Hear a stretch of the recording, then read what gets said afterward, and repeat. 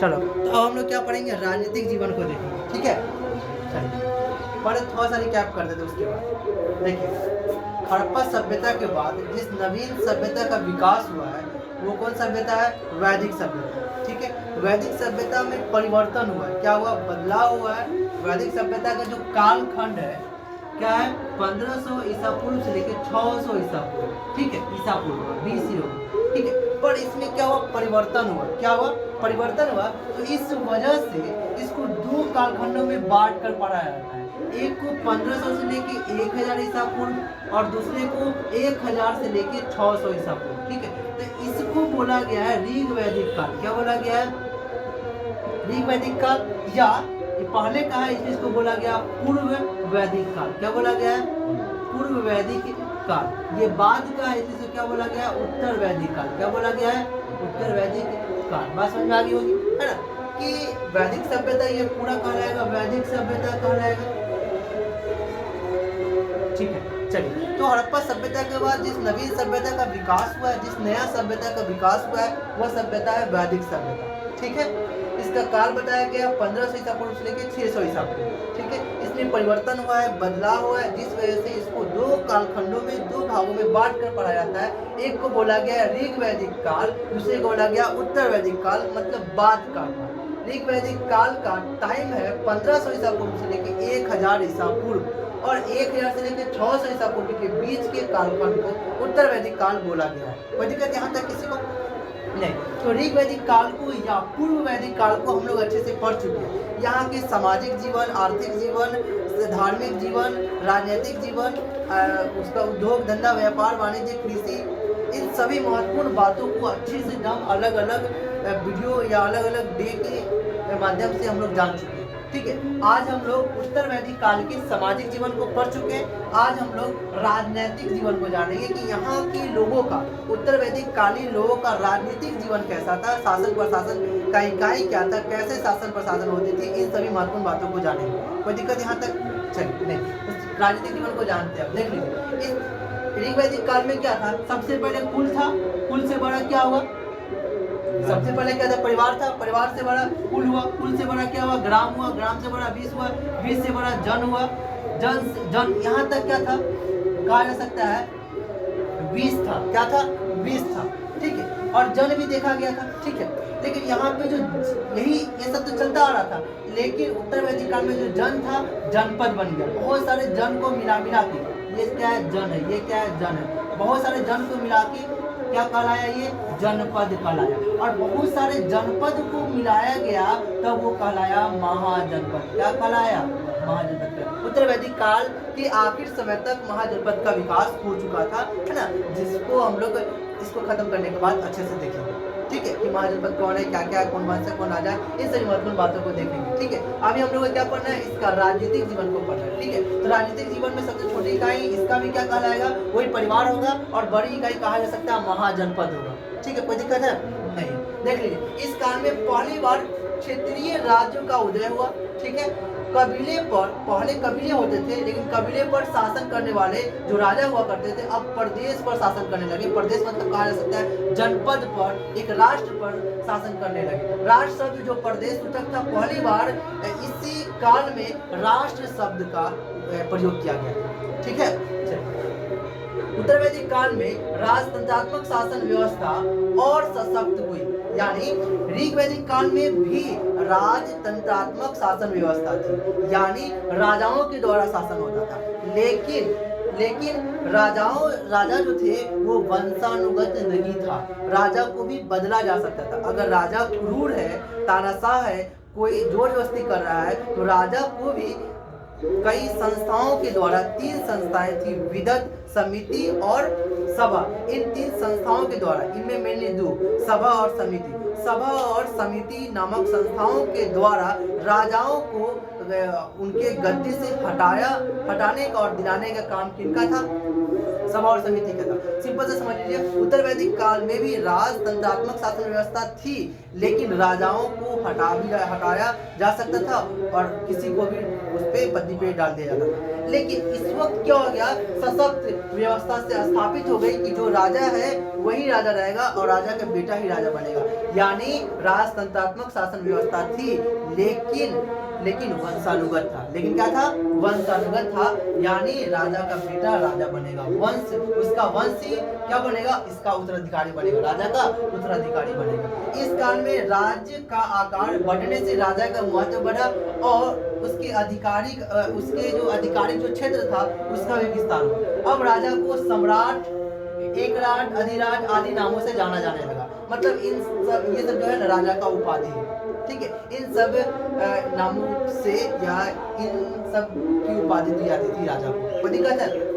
इस काल में सभा समिति नामक संस्थाओं का प्रभाव खत्म हो गया। सभा और समिति नामक संस्थाएं बहुत ज्यादा महत्वपूर्ण था। कब?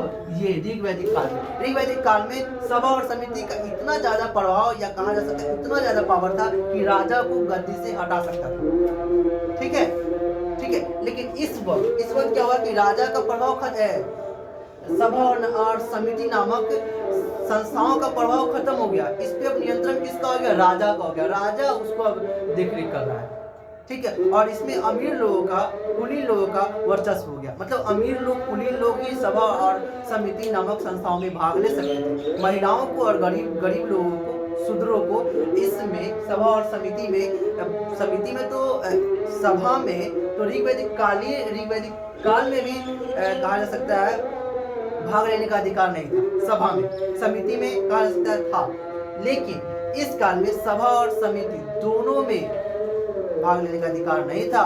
और विदत जो ऋग वैदिक कालीन सबसे प्राचीन संस्था थी, उसका तो इस वक्त उत्तर वैदिक काल में नामो निशान नहीं रहा, ठीक। इसका कोई वजूद नहीं रहा, वैल्यू नहीं रहा इसका, ठीक है। लेकिन सभा और समिति कायम था, मौजूद था, लेकिन इसका प्रभाव खत्म हो गया, ठीक है। चलिए, समिति नामक संस्था में स्त्रियों को भाग लेने से वर्जित कर दिया गया, मना कर दिया गया। आरंभ में पांचाल एक कबीला था। ऋग वैदिक काल में पांचाल के बारे में हम लोग पढ़े थे, जो कि एक कबीला था। लेकिन वह इस वक्त उत्तर वैदिक काल में वो एक प्रदेश बन गया, एक राष्ट्र बन गया, ठीक है। उसका विस्तार बहुत ज्यादा हो गया, सर्वाधिक विकसित वो प्रदेश था।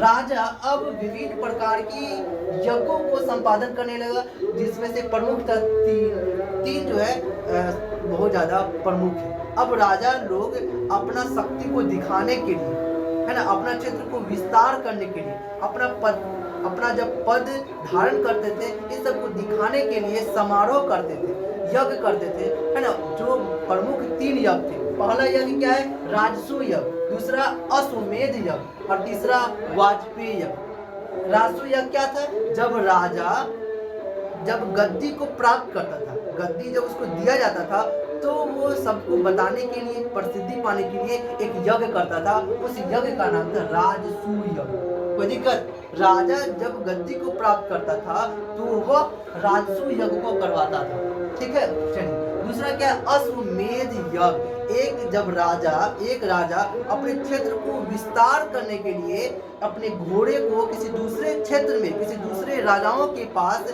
अपने घोड़ा को भेजता था, ठीक है। और ऐलान करता था कि जहां तक वो घोड़ा जाएगा, उसका क्षेत्र जो राजा छोड़ा है ना, उसका वो हो जाएगा, उसके अधीन हो जाएगा। और जिसको हमसे लड़ने का शक्ति है, कह सकता है, वो मेरे घोड़े को रोकेगा, उससे युद्ध लड़ी जाएगी, ठीक है। तो कोई भी राजा अगर शक्तिशाली है, जो राजा घोड़ा छोड़ा है उससे, तो वो उस घोड़ा को रोकता था, उससे युद्ध लड़ जाते थे। लेकिन कोई समझता था कि वो बहुत ज्यादा शक्तिशाली, अब शक्तिशाली होगा तभी तो घोड़ा को छोड़ेगा, है कि नहीं। वो समझता था कि शक्तिशाली है, अब इसको रोक देंगे घोड़ा को, युद्ध लड़ी जाएगी, फालतू में हार जाएंगे, ठीक है। इस वजह से वो जान देते थे, तो वो जो राजा के क्षेत्र से गुजरा ना घोड़ा, वो क्षेत्र या वो राजा छोड़े गए घोड़ा वाला जो राजा है ना, उसके अधीन हो जाता है, ठीक है, इसके कंट्रोल में हो जाता है। कोई दिक्कत नहीं। चलिए, वाजपेयी यज्ञ क्या था? राजा अपने शक्ति को दिखाने के लिए, शक्ति को प्रदर्शन करने के लिए जो यज्ञ करता था, उसको बोला गया वाजपेयी यज्ञ बोला गया। कोई दिक्कत है? नहीं। इसमें क्या होता था? मनोरंजन किया जाता था, रथों में रेस लगवाया जाता था, ठीक है। रासु यज्ञ के बारे में जान लीजिए, क्योंकि ये बहुत महत्वपूर्ण है। क्योंकि अब कोई राजा पत्नी को धारण किया है, गद्य पे बैठा है, ये बहुत खास बात है ना। उसके बाद ये दोनों होगा देखा जाए तो। चलिए, राजा का राज्य अभिषेक रासु यज्ञ के द्वारा संपन्न होता था, जिसका विस्तृत वर्णन सतपथ ब्राह्मण ग्रंथ में मिलता है। सतपथ ब्राह्मण ग्रंथ एक ग्रंथ है जिसके बारे में हम लोग अच्छे से जान चुके हैं, ठीक है। नॉर्मली यहाँ पे हम लोग जानेंगे, जब हम लोग साहित्यिक स्रोत पढ़े थे ना, तब हम लोग जानते हैं कि सतपथ ब्राह्मण ग्रंथ क्या है, ठीक है, अच्छे से इसके बारे में जान चुके थे। आज नॉर्मली जान लीजिए कि एक सतपथ ब्राह्मण ग्रंथ, सतपथ ब्राह्मण एक ग्रंथ है। इस ग्रंथ में राजसू यज्ञ के बारे में बहुत ही विस्तृत से लिखा गया है। कोई दिक्कत है? जब राजा राज्य अभिषेक करता था तो राजा को 12 रत्नीन मतलब 12 को मुख्य अधिकारी दिया जाता था। मुख्य अधिकारी दिया जाता था, जो 12 होते थे, 12 मुख्य अधिकारी दिए जाते थे, जिसका वर्णन भी सतपथ ब्राह्मण ग्रंथ में किया गया। सतपथ ब्राह्मण ग्रंथ में लिखा गया, समझ में आ रही होगी कि सतपथ ब्राह्मण ग्रंथ में लिखा गया है कि जो राजा है वो राज्य अभिषेक के समय, गद्दी को धारण करते समय, गद्दी को प्राप्त करते समय राजसू यज्ञ को करते थे, ठीक है। जब गद्दी प्राप्त होती थी तो उसको 12 अधिकारी प्राप्त होते थे। उन 12 अधिकारी को देखते। सबसे पहला क्या है? सेनानी, इसका कार्य क्या था? सेनापति होते थे। दूसरा क्या है? सूत, जो राजा का सारथी होता था ना, राजा के जो रथवान जो चलाने वाले होते थे ना, उनको सारथी कहा जाता था। जो राजा को क्या कहा जाता था? मोटिवेट भी करते थे, ठीक है। चलिए, तो सूत होता था, एक अधिकारी है जिसका नाम सूत है, जो राजा का सारथी होता था। अभी हम लोग कह सकते हैं राजा के सारथी को उस वक्त सूत कहा गया है, कोई दिक्कत नहीं। तीसरा क्या है? भागदूत, कर संग्रहकर्ता जो होता था, टैक्स को जो उछलते थे ना, उसको क्या बोला गया है? भागदूत बोला गया है, भागदूत। संग्रहिता, कोषाध्यक्ष को क्या बोला गया है? संग्रहिता बोला गया है। गोविकर्तन, गोविकर्तन एक अधिकारी थे, जंगल विभाग के प्रधान को, जंगल विभाग के जो प्रधान होते थे ना, उनको क्या बोला गया है? उनको सतपथ ब्राह्मण ग्रंथ में गोविकर्तन बोला गया है, कोई दिक्कत नहीं। आए क्या? पालागल, राजा का जो मित्र होता था या राजा के संदेश को किसी दूसरे राजा के पास पहुंचाता था, उस अधिकारी को पालागल कहा जाता है। नॉर्मली कहा जा सकता है विदूषक। विदूषक मतलब संदेशवाहक, संदेश को एक जगह से दूसरे जगह पहुंचाने वाला। पहले तो फोन ये नहीं ना था, तो संदेश को व्यक्ति के द्वारा पहुंचाया जाता था, एक व्यक्ति दूसरे जगह जाते थे, उसी को क्या बोला गया? पालागल बोला गया। आगे क्या? महिषी, राजा की जो प्रिय रानी होती थी ना, उसको क्या बोला जाता था? महिषी बोला गया है। पुरोहित, धार्मिक कृत्य करने वाला जो पंडित होते थे, राजा का जो धार्मिक सलाहकार होते थे या राजा को धार्मिक कृत्य कराने वाले जो व्यक्ति होते थे, उनको क्या कहा गया? पुरोहित कहा गया, ठीक है। युवराज, राजा के पुत्र को या राजा के उत्तराधिकारी को या राजकुमार को युवराज कहा गया है, कोई दिक्कत? अक्षवाप क्या होता था? उस वक्त पासा खेल बहुत ज्यादा कहा जा सकता है प्रमुख था। राजा लोग पासा खेल खेलते थे, तो वो लोग अपने अधिकारी रखते थे, सहयोगी रखते थे कि मदद करेगा, हेल्प करेगा, ठीक है। तो उसी को क्या बोला गया? अक्षवाप बोला गया। अक्षवाप क्या है? तो पासे के खेल में राजा के सहयोगी को क्या बोला गया? अक्षवाप बोला गया है। छत्री क्या है? राजमहल का प्रमुख जो रक्षक होता था ना, पूरे राजमहल का रक्षा करता था ना, उसको छत्री बोला गया है। ग्रामीणी, गांव के मुखिया को ग्रामीणी बोला गया है। ये भी राजा के अधिकारी होते थे, गांव में जो भी परेशानी होती थी, जो भी कुछ होता था, वो राजा को बताता था, कोई दिक्कत नहीं। ये 12 रत्नीन हो गए, ठीक है। राजा न्याय का सर्वोच्च अधिकारी होता था। ब्राह्मण को मृत्यु दंड नहीं दिया जाता था इस वक्त उत्तर वैदिक काल में। बलि के बारे में जान लीजिए कि ऋग वैदिक काल में इस वक्त कब? इस वक्त बलि जो होता था एक कर होता था, कर को बलि कहा गया, टैक्स को बलि कहा गया। मतलब राजा राज्य को चलाने के लिए उसको तो कुछ ना कुछ पैसा चाहिए ना, तभी तो राज्य को चलाएगा। तो उसके पास कहाँ से आएगा? तो ऋग वैदिक कालीन में जो जनता लोग जो होते थे, बहुत सारे जो जनता लोग होते थे, क्या करते थे ना, ये लोग खुद से क्या करते थे? इसको देते थे बलि। क्या देते थे? बलि देते थे राजा को, खुद की इच्छा से देते थे। किसी को मान लो कि अनाज देना है, किसी को कुछ देना है, अपनी इच्छा से देते थे, ठीक है। ये फिक्स नहीं था कि भाई हमको 1 किलो 2 किलो जो भी या पैसा इतना चाहिए, फिक्स नहीं था। पर उत्तर वैदिक काल में सब लोगों को अनिवार्य हो गया था कि कितना देना है फिक्स कर दिया गया था, कोई दिक्कत, और सब लोग को देना अनिवार्य था। तो वही बाली ऋग्वैदिक काल में राजा को दिया जाने वाला स्वेच्छाकारी कर था, टैक्स था। कर मतलब क्या होता है? टैक्स होता है, जो उत्तर वैदिक काल तक आते आते एक नियमित टैक्स बन गया, नियमित कर बन गया। क्या बन गया? वो कर बन गया। उम्मीद करते हैं ये सभी आपको अच्छी तरह से समझ में आ गई। ठीक है, अब हम लोग क्या देखेंगे? उत्तर वैदिक कालीन धार्मिक जीवन को देखेंगे कि उत्तर वैदिक कालीन लोगों का धार्मिक जीवन कैसा था। जिस प्रकार हम लोग ऋग्वैदिक कालीन सबसे पहले सामाजिक जीवन को देखे, राजनीतिक जीवन को देखे और धार्मिक जीवन को देखे थे ना, उसी प्रकार उत्तर वैदिक कालीन राजनीतिक जीवन को देख लिए। अब हम लोग इसके धार्मिक जीवन को बहुत ही बढ़िया से देखेंगे। उम्मीद करते हैं ये पूरा आपको अच्छे तरह से समझ में आ गई।